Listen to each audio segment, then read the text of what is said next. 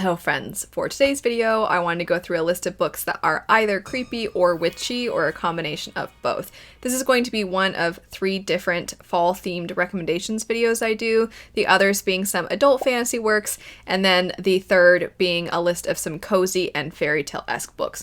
There are of course going to be books that could fit in any of these categories, but I want to specifically highlight books that I think are creepy and witchy, as I know that that's kind of something that is a staple for a lot of people with their fall books. The first book for today is actually going to be 2 different works, would be What Moves the Dead and What Feasts at Night. I believe I actually recommended What Moves the Dead last year in a creepy recommendations video similar to this one, but I felt it was important to mention this again because I actually thought that the sequel was an improvement upon what worked about the first one, and I thought that the creepy elements continued to have the same kind of level of frightening, as this is a series that, if you don't know, the idea is you are following somebody who was formerly a soldier and now they are in the first work visiting some old friends of theirs, but some very mysterious things are going on with their home, and it is a retelling of the fall of House of Usher, and in it there are certainly some scenes that are very disturbing, but I wouldn't say it ever leans into, oh my gosh, I can't sleep at night territory. So if you're somebody who wants something that has a dash, a pinch of scary, but it's not overly so, then I think this duology would be fitting. It's currently 2 books. I could see there being more in the future. I should clarify it's 2 novellas, as they are quite short. But in the first one, that is the focus, is the retelling of the fall of the House of Usher. And then the second, we kind of go in a different direction. You follow the same protagonist, and you're diving really deep into the trauma that they faced when they were at war. So PTSD is done really well within it.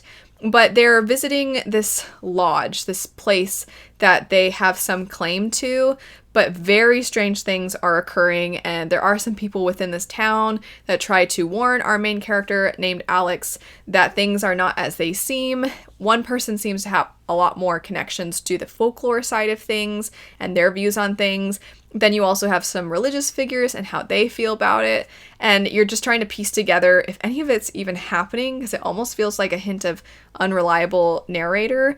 But the reason why I really wanted to recommend this again, it's not just that there was a second one, but because I really felt like the second one had a lot of additional depth with that exploration of the PTSD, so I just wanted to highlight it again. Plus, it is really fitting for the creepy vibes. Next up, we have a work that, if you don't know, I recommend works even if they don't perfectly align with my tastes, as I know they might work for you, and this next one would be The Honey Witch. This wasn't necessarily an all-time favorite, although I do feel it did certain things in a way that was quite unique and different from what I typically see with these kinds of stories.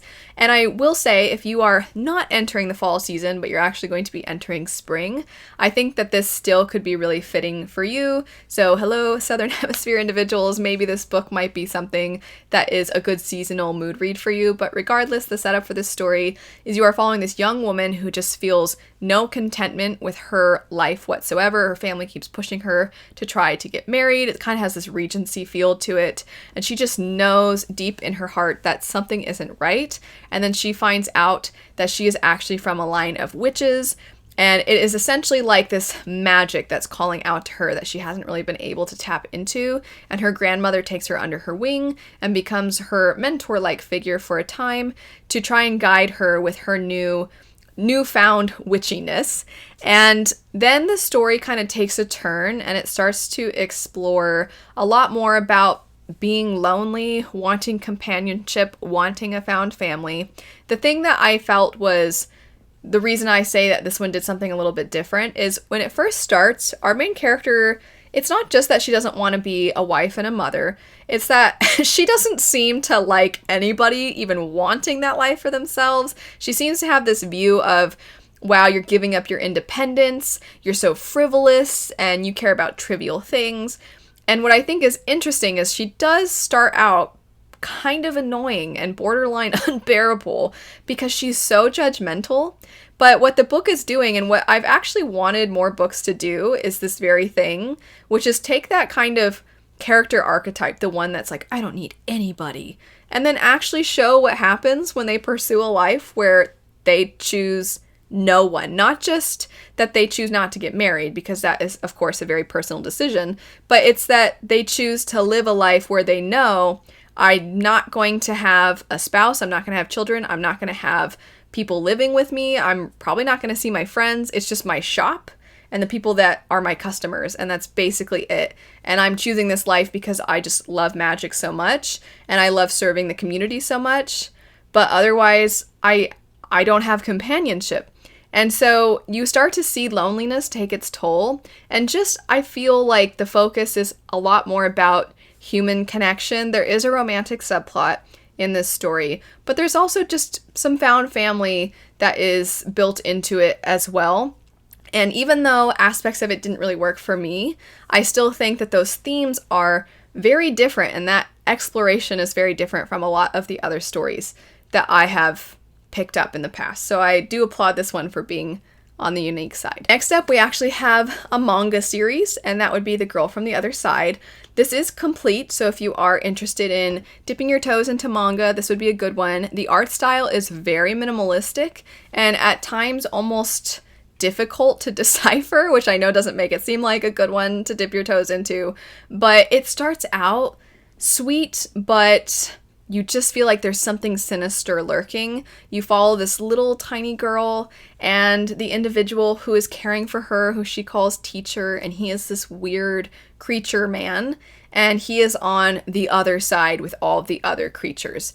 And the side with humans, there apparently is this idea that if you cross into the other side, you won't be able to come back without turning into one of these beings. So the little girl's existence on the other side should not be possible. But it seems like the teacher wants to keep her safe and protect her, but you don't understand what he's protecting her from. You don't really know what's going on, but you fear for them because you so badly just want them to live a happy little life. And he just wants to try to make her pie, and he just wants to make her happy and go for walks with her and live in this cute little house together. And you're like, everybody needs to just let them be. And you just want them so badly to have a nice life. But then you see weird people getting involved and you're like, humans suck. Just let her live with the strange antler man. But there are creepy elements to it.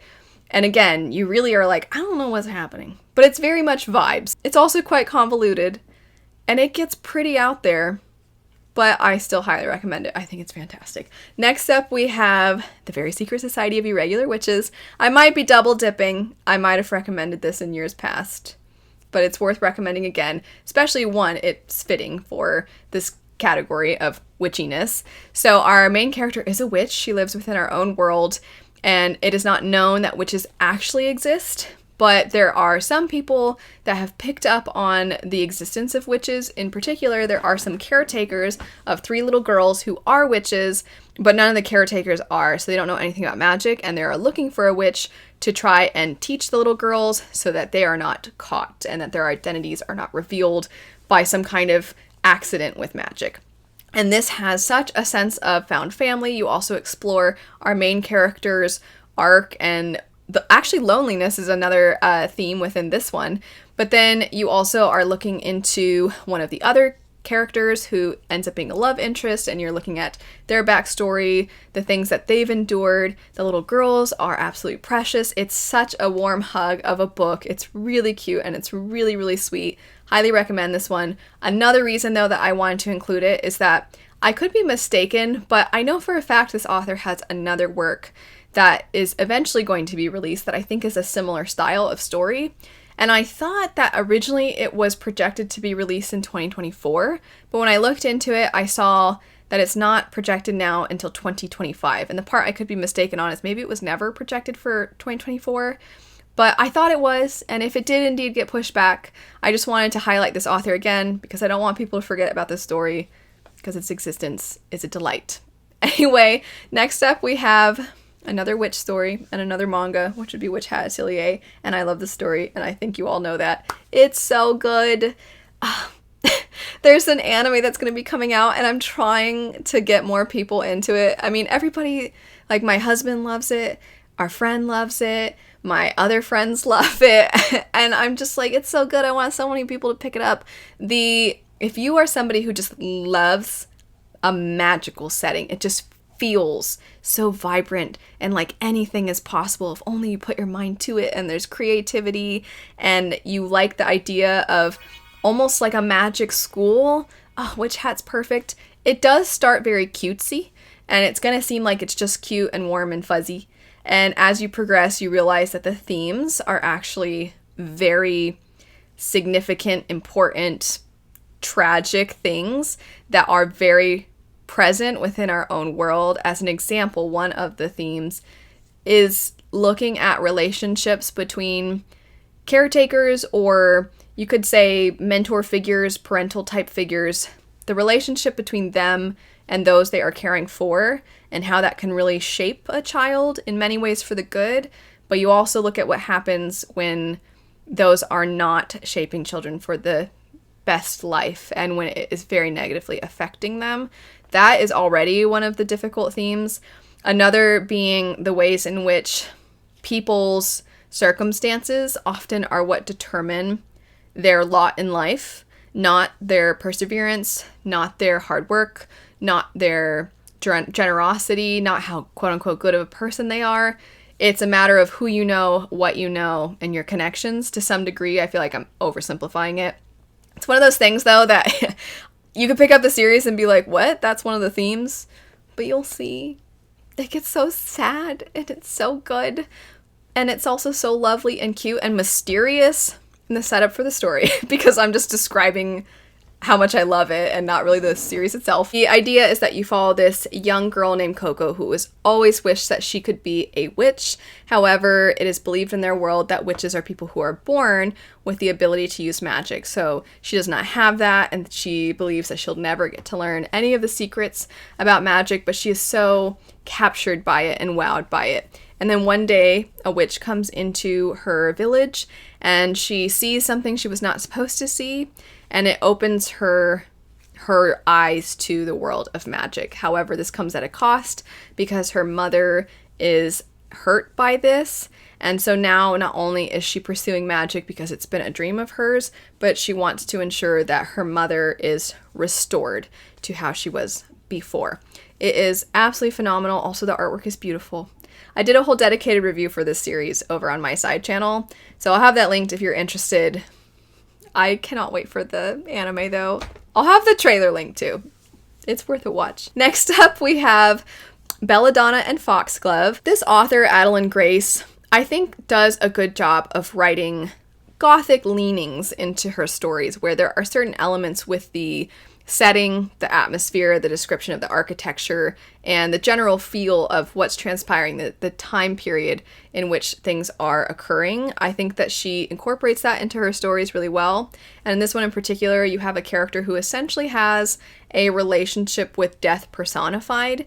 In the sequel, you are seeing another concept personified. I don't want to say too much because I don't want to reveal anything, but I do think that the way she can write scary scenes is genuinely pretty creepy. I was surprised because the first series of hers that I read was a duology that's kind of like a seafaring tale, and I remember thinking that the descriptions in that were fantastic, and they were so lush and pretty, and there was so much to it that had so much life. And this was kind of the reverse of that, so I wasn't sure how she was going to write the descriptions in this, but they were once again phenomenal. And I do think that she has a way of setting a disturbing scene very, very well. So if you are somebody who you like YA fantasy, you like things that have a hint of gothic inspiration to them, then Belladonna might be one to check out.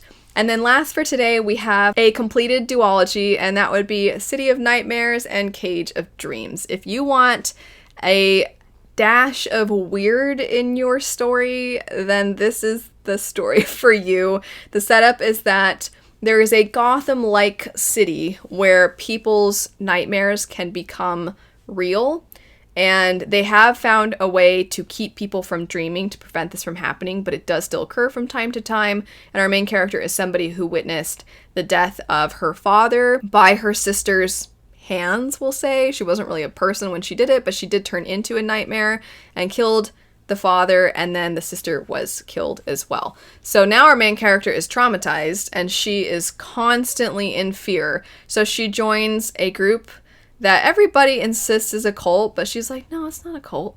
And she joins them mostly because they give her a place to stay, and her job is supposed to involve a lot of talking to people who just dealt with nightmares, which is not a good profession for her to have, given that she is terrified of nightmares. But every kind of creature that you can think of is in this, and more, and then some.